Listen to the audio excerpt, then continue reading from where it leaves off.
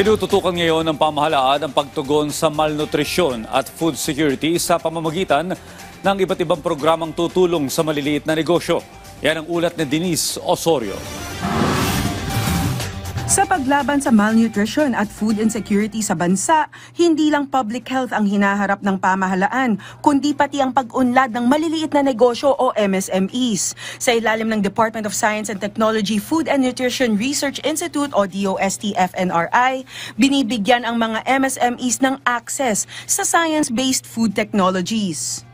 Ang problema ng malnutrition at kakulangan sa pagkain ay isang priority na programa, mga programang prioridad ng gobyerno. Tumutulong din ang DOST na ma-adapt ang mga makabagong teknolohiya at makahanap ng akmang merkado sa pamamagitan ng kanilang mga programa tulad ng tinatawag na setup.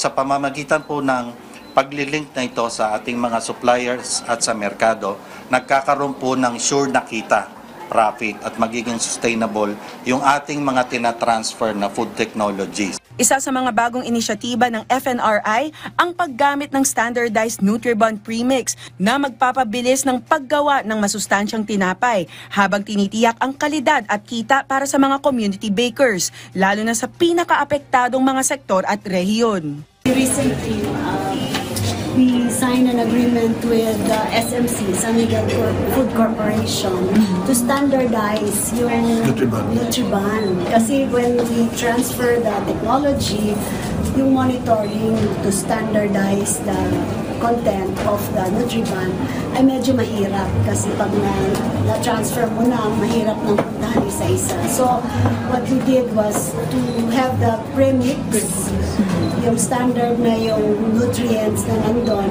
Ayon sa 2023 National Nutrition Survey, 3 sa bawat 10 household sa Pilipinas ay nakakaranas pa rin ng food insecurity, lalo na sa Bangsamoro, Mimaropa, Bicol at ilang bahagi ng Mindanao. Dahil dito, pinaigting ng gobyerno ang whole-of-government approach katuwang ang DOH, DA, DSWD, DepEd, mga LGUs at ang pribadong sektor.